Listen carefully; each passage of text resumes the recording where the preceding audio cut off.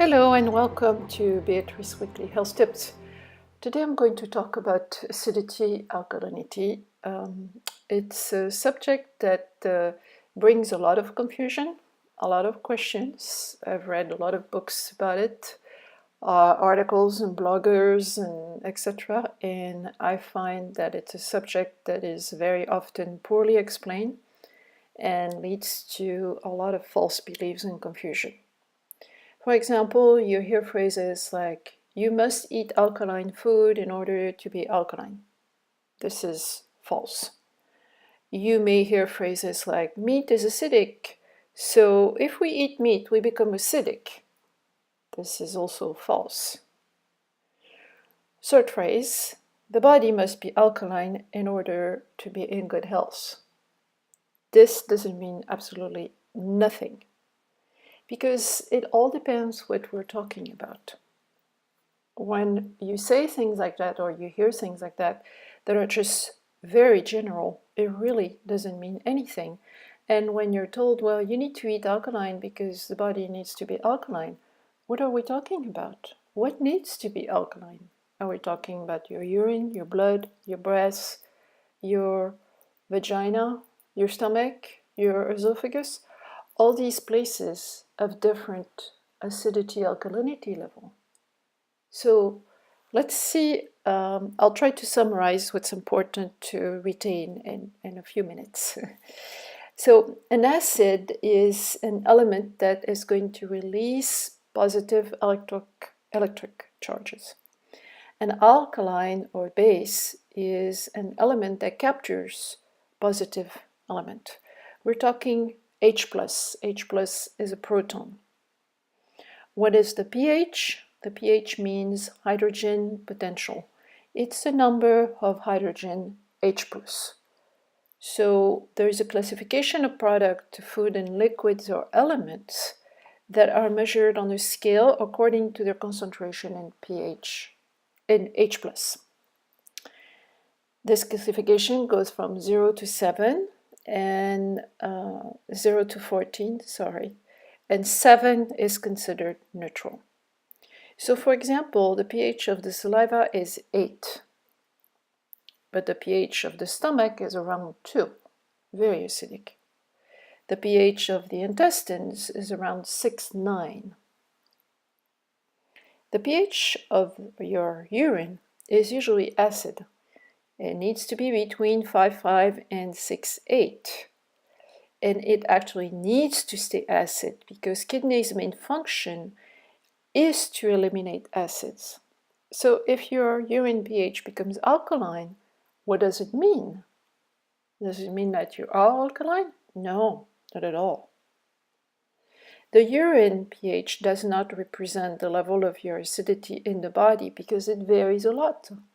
It's going to vary according to what you ate, according to body temperature, environment temperature, stress, whatever your hormones are doing that day, however your digestion is doing that day, change of diet, change of time zones. It's very, very variable. So saying and measuring the urine pH and saying, oh, I'm acidic, I need to eat alkaline, or I'm alkaline, I need to eat acidic, it's not right. It's simply not right. What you have to know is that the body deals with acids all the time, and it's used to do it. It's a totally normal phenomenon. The blood receives acidic product that results from digestion, metabolism, stress, pollutant, muscle movement, breathing, etc. on a very daily basis. Each time an organ or a muscle works, it produces acidic waste. That's the way it is. Even if you don't eat, you produce acidic waste. So when we breathe, for example, we produce carbonic acid.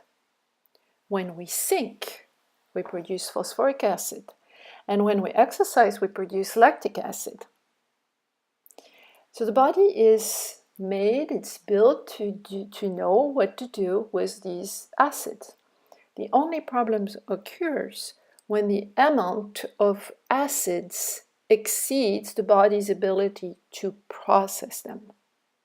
So as always in the body, it's always a question of balance. What is going to regulate the body's acid? I just told you that it's normal, the body knows what to do, so how does it do that?